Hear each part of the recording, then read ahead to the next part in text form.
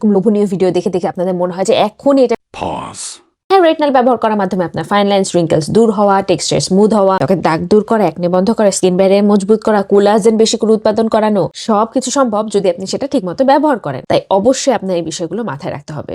এটা কার্যকর কিন্তু শক্তিশালী, এই কারণে আপনার প্রথমে শুরু করতে হবে আরেকটু দুর্বল ফর্ম দিয়ে। আপনার ত্বক যখন অভ্যস্ত হবে তখন আপনি এটা শুরু করতে পারবেন এবং আপনি ফলো পাবেন। দ্বিতীয়ত, এই প্রোডাক্ট ব্যবহারকালীন সময়ে কোনো ধরনের এক্সফোলিয়েটার ব্যবহার করবেন না, কারণ আপনার ত্বক এটাতে অভ্যস্ত হতে সময় নেবে। তার মধ্যে যদি আপনি আবার কেমিক্যাল এক্সফোলিয়েটার অ্যাড করেন তাহলে বরং ইরিটেশনের ঝুঁকি থাকে। বরং আমি বলবো যখন আপনি SLE Max রেটনাল শট শুরু করবেন তখন অবশ্যই যে কোনো ধরনের অ্যাক্টিভ ব্যবহার বন্ধ রাখুন। দ্বিতীয়ত, কোনো অবস্থাতে এই পরিমাণে ব্যবহার করতে যাবেন না, আপনার পুরো মুখের জন্য পি সাইজ অ্যামাউন্টই যথেষ্ট। তৃতীয়ত, যদি আপনার ত্বক অনেক বেশি ড্রাই হয়ে থাকে তাহলে এটাকে স্যান্ডউইচ মেথড অ্যাপ্লাই করুন, অর্থাৎ প্রথমে ময়শ্চারাইজার, তারপরে এটা, তারপর ময়শ্চারাইজার। চতুর্থত, আপনার স্কিন কেয়ার রুটিনের বাকি জিনিসগুলো অর্থাৎ সানস্ক্রিন, ময়শ্চারাইজার এগুলো খুব ভালো মতো মেনটেন করতে হবে, না হলে কিন্তু এটা কোনো কাজই করতে পারবে না। 5 নম্বর যে বিষয়টা সেটা হচ্ছে ভিটামিন সি বা এরকম কোনো অ্যান্টিঅক্সিডেন্ট যদি আপনি ব্যবহার করতে চান তাহলে এটার সাথে একই রুটিনে ব্যবহার না করে সকালে ব্যবহার করুন, এটা রাতে ব্যবহার করুন। খুবই চমৎকার একটি প্রোডাক্ট, কাজও করবে যদি আপনি ধৈর্য ধরে এই বিষয়গুলো মেনটেন করে তারপর ব্যবহার করতে পারেন। আর SLE Max retinal shot tightening booster সিরামটি আপনারা পেয়ে যাবেন